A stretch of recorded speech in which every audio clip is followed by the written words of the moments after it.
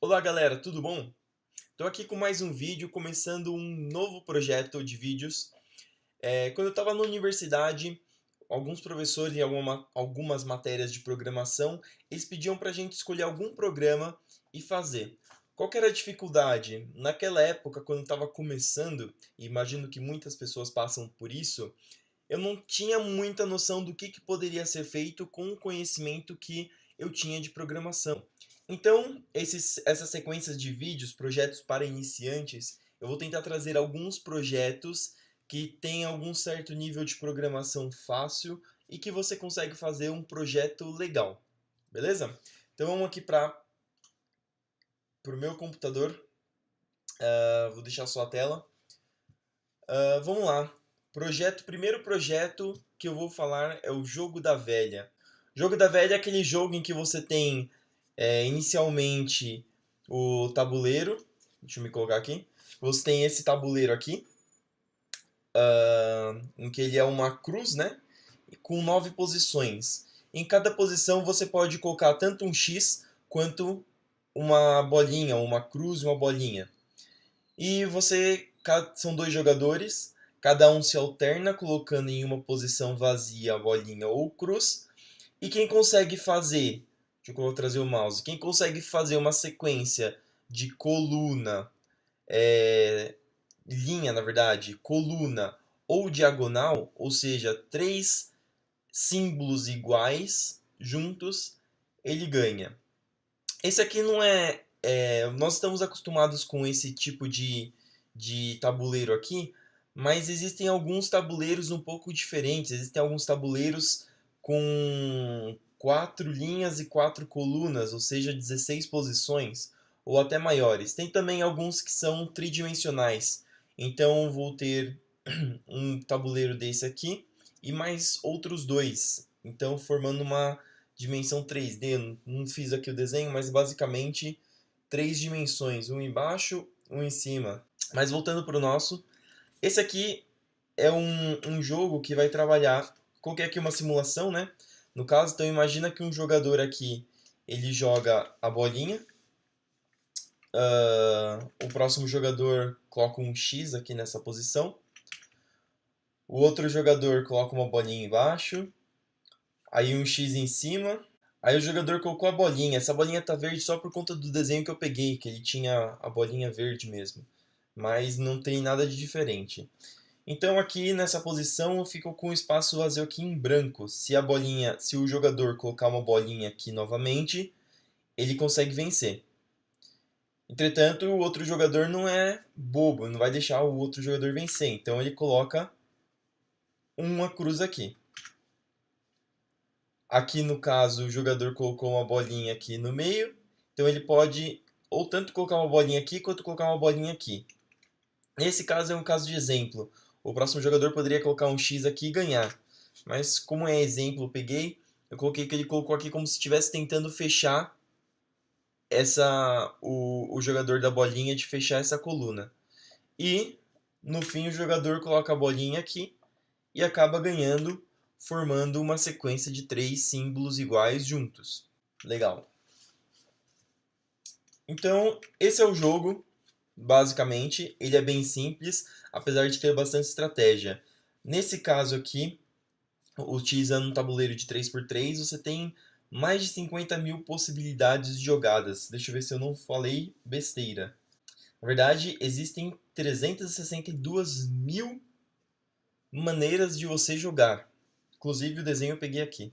Mas a questão existem muitas possibilidades. Então, apesar de ser um jogo de criança, é fácil de entender. Ele tem uma certa complexidade, tem muitas possibilidades de jogada. Então vamos lá. Quais são os conceitos utilizados quando você vai fazer um programa para o jogo da velha? Então tem aqui alguns conceitos. Escrita de arquivos, porque você vai precisar mostrar o jogo. Nesse caso, estou desconsiderando fazer uma interface gráfica. Por quê?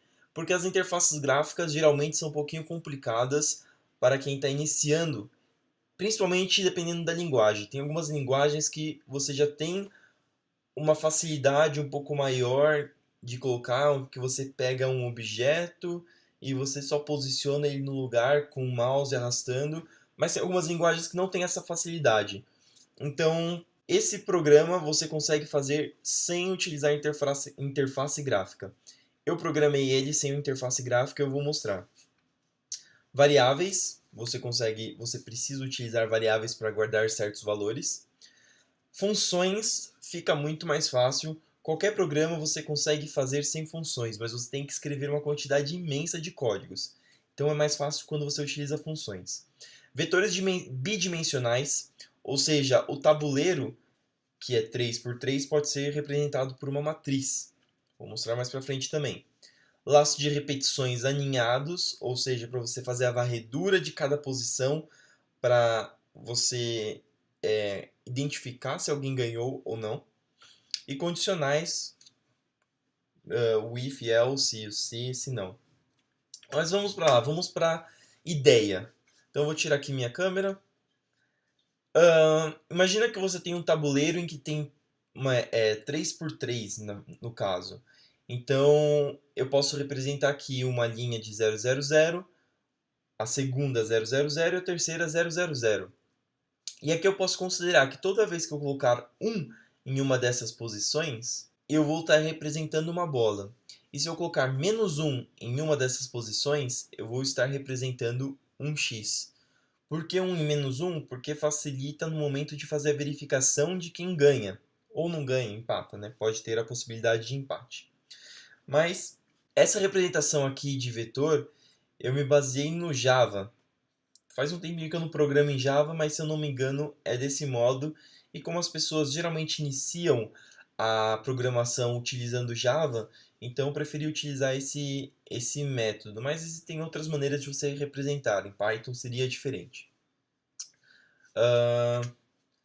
Então, aqui eu tenho algumas partes desse jogo que eu gostaria de destacar para quem está tentando fazê-lo. Então, eu posso considerar aqui uma variável chamada jogador, em que eu coloco o elemento 1, que no caso, vocês se lembram, a gente estava chamando de bolinha, e o -1x. Então aqui jogador 1, e a cada jogada, a cada iteração que eu faço no jogo, eu preciso alternar entre jogadores. Então esse código aqui, esse pseudocódigo aqui, ele se refere a essa parte. Então eu tenho o jogador igual a 1. Quando eu quero trocar, eu falo, se o jogador é igual a 1, então o jogador vale -1. E aí começa o jogador do X. Se não, ou seja, se o jogador não é 1, ou seja, ele vai ser o -1, então o jogador é igual a 1. Então, portanto, ele fica sempre alternando. Quando o jogador é 1, ele muda para -1. Quando ele é -1, ele volta para 1. Então vou dar um exemplo aqui. Eu tenho esse tabuleiro aqui, iniciando com uma bolinha. Então aqui nesse vetor aqui, nessa posição da matriz, eu tenho o número 1. Quando eu adiciono um x, essa posição aqui acaba sendo -1. Então essa representação aqui, eu vou acabar representando assim internamente na variável do jogo. Jogadas permitidas. Que elementos desse vetor podem ser alterados? Aqui eu tenho a opção, aqui eu trouxe o tabuleiro que eu tinha mostrado no slide anterior. Então aqui eu tenho a posição com -1, que representa o x, e tenho a posição com 1, que representa a bolinha. E aí eu tenho as outras posições 0. Onde que eu posso colocar um novo símbolo? Eu posso colocar um novo símbolo somente nessas posições. Se a posição está vazia, eu consigo colocar um símbolo. Se ela não está vazia, eu não consigo colocar um novo elemento aqui onde está esse x, nem onde está aquela bolinha ali. Eu consigo colocar só onde estão esses espaços vazios. Então, eu só vou conseguir poder alterar se ele tiver o 0 aqui nessa posição. Beleza? Então, aqui eu tenho um tabuleiro completo, aquele tabuleiro. Deixa eu tirar minha câmera um pouquinho. Então, eu vou mostrar aqui, mas depois eu vou cortar. Lembrando que nessas posições eu tenho um X, uma bolinha e uma bolinha. Esse tabuleiro aqui, ele vai estar exemplificado aqui com os uns e -1. No caso, ele não tem mais nenhum zero porque eu preenchi todas as posições. Então, quando que eu consigo vencer o jogo? Quando eu tenho 3 símbolos iguais na linha, ou quando eu tenho 3 símbolos iguais na coluna, ou 3 símbolos iguais na diagonal. Nesse caso, o jogador ganhou porque ele tem 3 símbolos, 3 bolinhas na diagonal. Aqui. Então, esse tabuleiro aqui, eu vou ter uma maneira legal de você verificar se o personagem ganhou ou não, se algum jogador ganhou, é você fazer a soma dos elementos. Porque vê aqui comigo, eu tenho 1, menos 1, menos 1. Então, se eu somar 1 mais menos 1, dá 0. Mais menos 1, dá menos 1. Se eu fizer menos 1 mais 1 mais 1, isso dá igual a 1. E assim por diante. Eu posso ir fazendo os elementos. Essa linha dá 1. Essa coluna eu vou somar 1 com menos 1 com menos 1, que vai dar menos 1. Essa próxima vai dar menos 1 mais 1 mais 1, vai dar igual a 1. Essa aqui, menos 1 mais 1 mais 1, vai dar 1. E as diagonais? Repara agora na diagonal. Quando eu tenho 3 elementos iguais, eu vou ter 1 mais 1 mais 1, que vai dar 3. Isso porque é bolinha. E aqui a última diagonal, só para exemplificar, menos 1 mais 1, menos 1, menos 1. Caso essa coluna aqui, essa coluna, fosse de x, então aqui nessas posições eu teria menos 1 e menos 1. E o resultado daria menos 3. Ou seja, eu ganho sempre que a soma de uma coluna, de uma linha ou de uma diagonal dá 3 ou menos 3. Se der 3 é porque a bolinha ganhou. Se der menos 3 é porque o x ganhou. E assim eu sei que o jogador ganhou. Então aqui nesse código eu tenho uma condição para vencer. Como que eu vou verificar?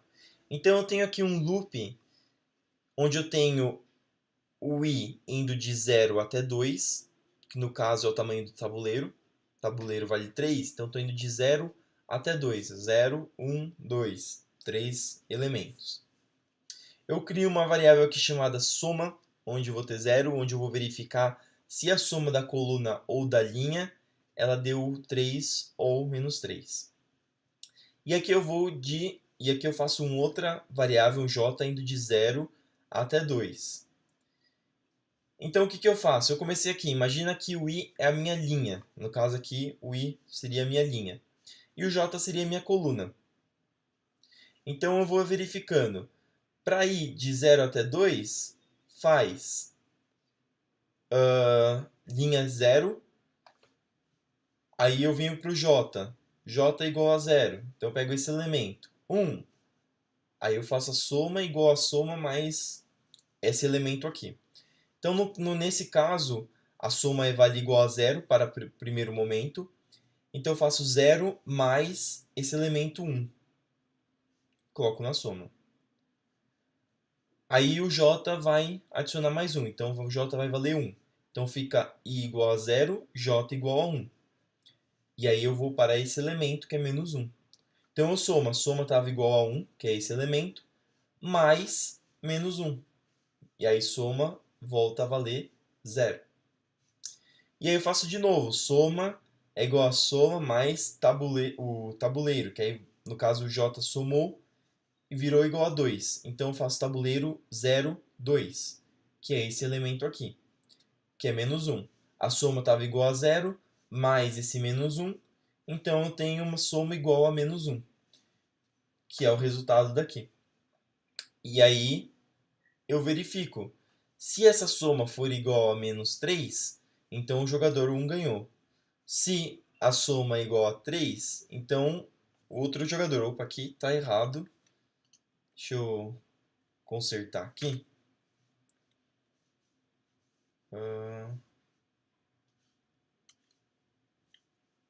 Jogador 2 ganhou. Eu vou consertar uma outra coisa aqui. Eu vou criar uma outra variável chamada soma 2, que vai ser igual a 0. E aqui nessa parte eu vou colocar aqui soma 2 igual a soma 2 mais tabuleiro JI.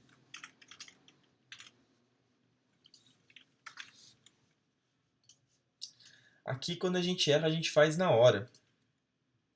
Deixa eu subir aqui, só para ficar um pouco mais visível.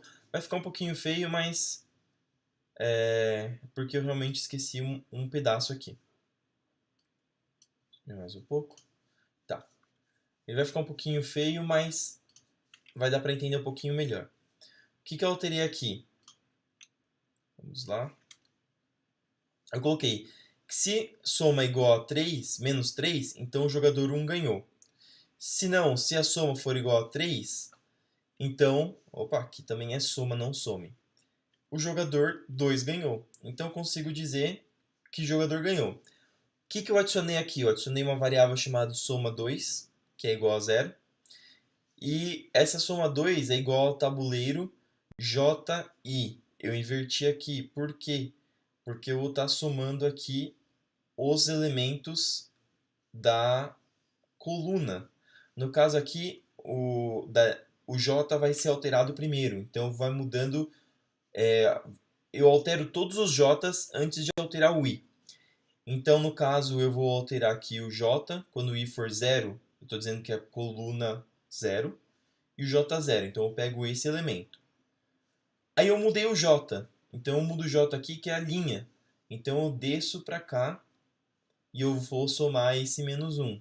E o I continua 0, ou seja, na primeira coluna. E aí, quando o J alterar de novo, o meu J somou, eu vou vir para cá. Então, esse aqui vai somar as linhas, enquanto... Opa! Fiz besteira aqui. Enquanto o J vai somar as colunas. E assim, quando I é igual a 0, eu vou somar a linha 0. Quando I é igual a 1, eu vou somar a linha 1. Quando I é igual a 2, eu vou somar a linha 3 nessa linha aqui, nessa soma. No soma 2 já vai ser ao contrário. Quando I for igual a 0, eu vou somar a primeira coluna. Quando I for igual a 1, eu vou somar a segunda coluna. Quando I for igual a 2, eu vou somar a terceira coluna. Então, com isso, a gente mata como verificar se o jogador 1 ou o jogador 2 ganhou, nas linhas e nas colunas. Sobram as diagonais. As diagonais eu não consigo incluir nesses loops, então precisa fazer um código específico para as diagonais. Ah, sim, claro. Aqui eu posso colocar uma outra modificação. Eu posso dizer o quê? Se a soma é igual a 3 ou soma 2 igual a 3, menos 3, faz. E aqui embaixo eu posso fazer, já mudar aqui essa soma, colocar ou soma 2 igual a 3. Significa o quê? Vamos lá de novo. Significa que se a soma, essa soma, se eu tenho um menos 3 aqui nessa linha, ou se eu tenho um menos 3 nessa coluna, o jogador 1 ganhou. Se eu tiver 3 em uma delas, então o jogador 2 ganhou. As diagonais. Então eu vou verificar. Aqui o modo mais fácil são duas diagonais, então é mais fácil de eu colocar o código na mão, que é o que eu coloquei aqui. Então eu tenho aqui a diagonal 1 vai ser o tabuleiro 00, que é essa posição, mais tabuleiro 11, que é essa posição do meio, mais tabuleiro 22, que é essa posição aqui, a posição inferior da direita. E a D2 eu vou ter a outra diagonal, que é a superior da direita, a posição do meio e a inferior da esquerda, que é essa posição aqui. E aí eu tenho uma condicional parecida com a de cima. Se a diagonal 1 é igual a 3 ou a diagonal 2 igual a 3, então o jogador 1 venceu. Deixa eu ver se eu coloquei a mesma coisa. Não, está invertido. Aqui eu fiz invertido no outro. Deixa eu arrumar esse aqui. Menos 3 aqui, menos 3 aqui. Aqui é um 3 e aqui é um 3. Só para ficar igual ao outro. No outro eu tinha aqui, se a soma for menos 3, então o jogador 1 ganha. Se for 3, então o jogador 2 ganha. Aqui eu tenho, se for menos 3, o jogador 1 ganha. Se for 3, então o jogador 2 ganha. E a condição para empate? Como que faz para empatar?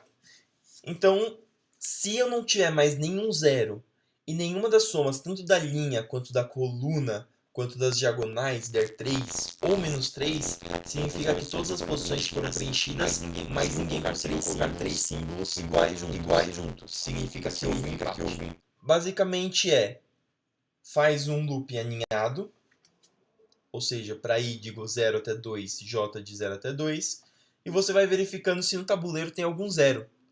Se eu conseguir chegar até o fim e não tiver nenhum zero, então significa que deu empate, você pode imprimir a mensagem de empate. Do contrário, você continua o jogo normal, deixando que os oponentes continuem que os jogadores continuem colocando símbolos.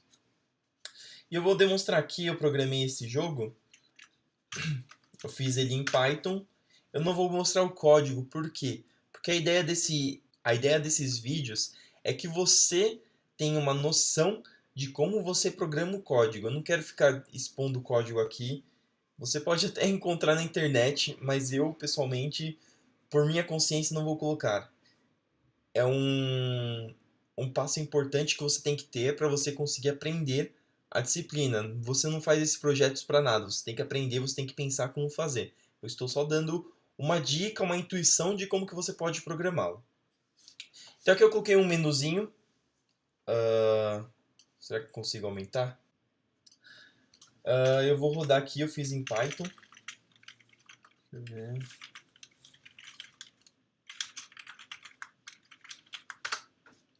Então aqui eu tenho um menuzinho em que eu tenho um novo jogo, instruções e sair. Eu coloquei aqui instruções porque eu coloquei, vou só imprimir aqui. Então imagina aqui que aqui é o tabuleiro do jogo. Cada um desses números significa o jogador, colocar o símbolo dele na respectiva posição. E eu coloquei esses números nessa ordem porque ele fica idêntico à ordem da parte de números do teclado. Esqueci o nome dela. Então fica até fácil de você jogar. Você consegue, são 9 números, você consegue colocar o número segundo essa posição. Então vamos lá, um novo jogo. Eu tenho aqui, eu vou imprimir um tabuleiro vazio. Aqui estão as posições vazias. E aqui o jogador vai começar jogando. Então imagina que eu coloco uma posição que eu queira que o jogador número 1 coloque uma posição aqui no meio. Então eu vou colocar o 5. Porque aqui é o 5, vai ser a posição do meio. Então dando o Enter, o jogador número 1 é a bolinha. Eu estabeleci isso no código, mas é a bolinha. E agora o jogador número 2 que vai começar a jogar. Então eu vou colocar aqui na posição 1, embaixo, né, na posição inferior esquerda. Então aqui eu coloquei um X, imprimi novamente o tabuleiro atualizado, e aqui eu tenho a bolinha no meio e um X na parte inferior esquerda. E assim o jogo prossegue. Então o jogador 1 vai colocar na posição 2, o jogador 2 vai proteger lá em cima, o jogador 1 vai colocar, deixa eu ver aqui no 3, o jogador 2 vai colocar, deixa eu errar aqui só para funcionar. E o 7 aqui colocou, o jogador 1 ganhou. Então porque eu formei as 3 bolinhas aqui. Deixa eu fazer com que o jogador 2 ganhe uma vez. Então o jogador 2 inicia nessa jogada. Então o jogador 2 vai colocar aqui. O jogador 1 vai colocar aqui. O jogador 2 vai colocar aqui. O jogador 1 vai colocar aqui. Tanto faz. 6.